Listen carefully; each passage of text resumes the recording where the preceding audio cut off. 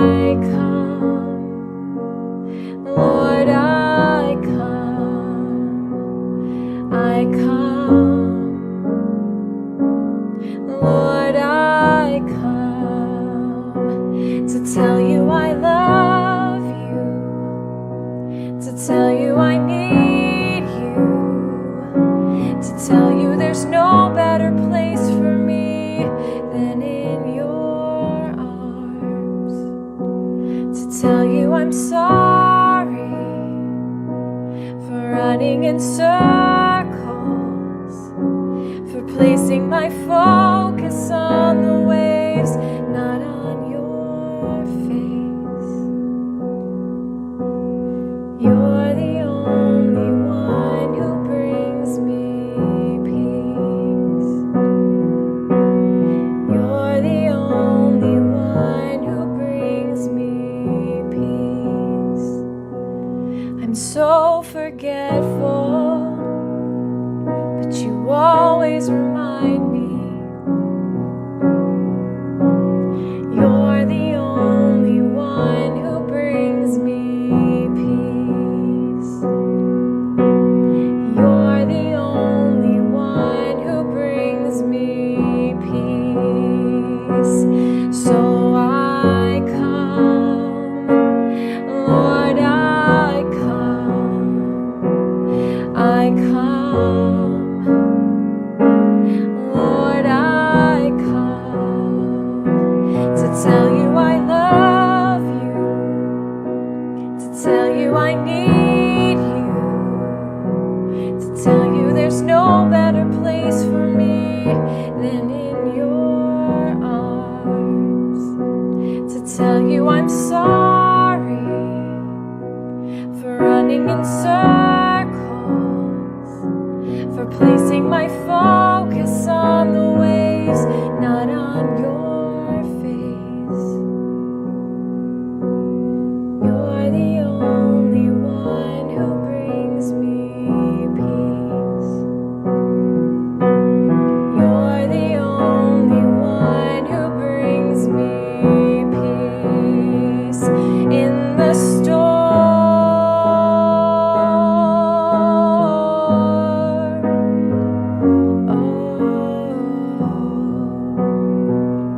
In the storm.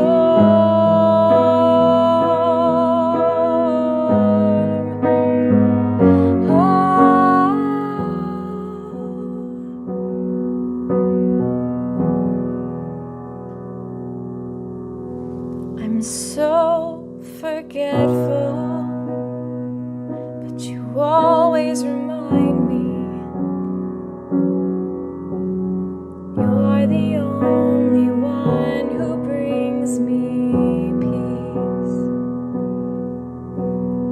You're the only one who brings me peace.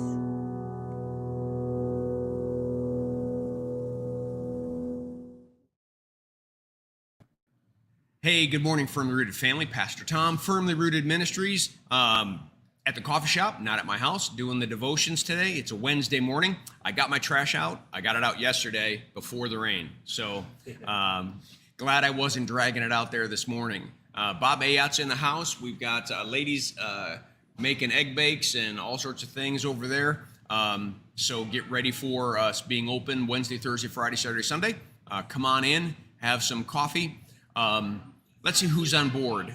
Amanda McCormick, good morning. Nikki Chason, good morning. Jackie Matus, good morning. Pamela C., good morning. Bert Reggiani, good morning. All right, we now are getting off of, some of you might be saying finally, getting off of the end times discussion in Mark 13, and now we're at Mark 14. Jesus anointed at Bethany. Chapter 14 also has the Lord's Supper,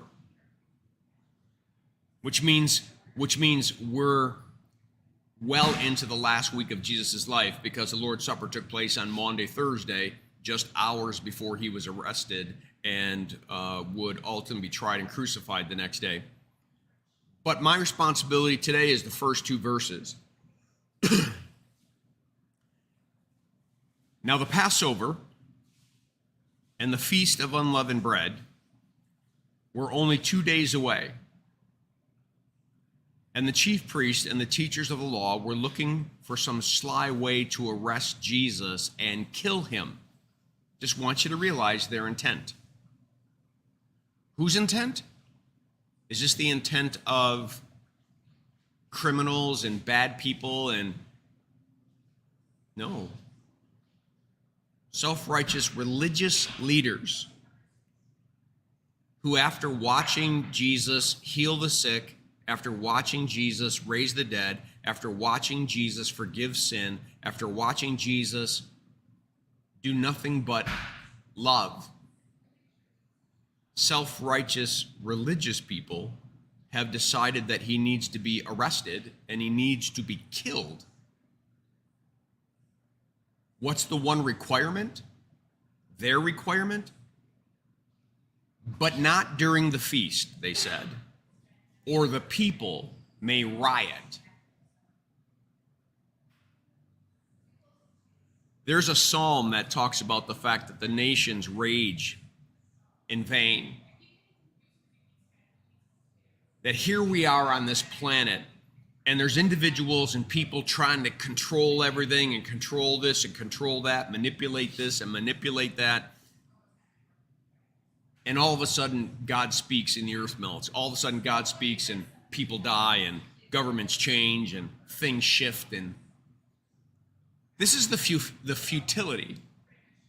The futility of the sinful human nature, thinking that somehow I can be God and I can control things. I can control the outcome of things. And Satan will give them the allure that they are controlling some things and certain things simply because he's dragging them to death. But what will prove to be true? We are the creature and not the creator. We don't have all the power we think we have. But not during the feast, or the people may riot.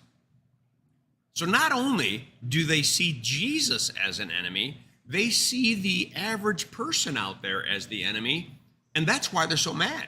Jesus has pulled the people away from the religious leaders. You see it? And they can't stand it. And so they need him dead.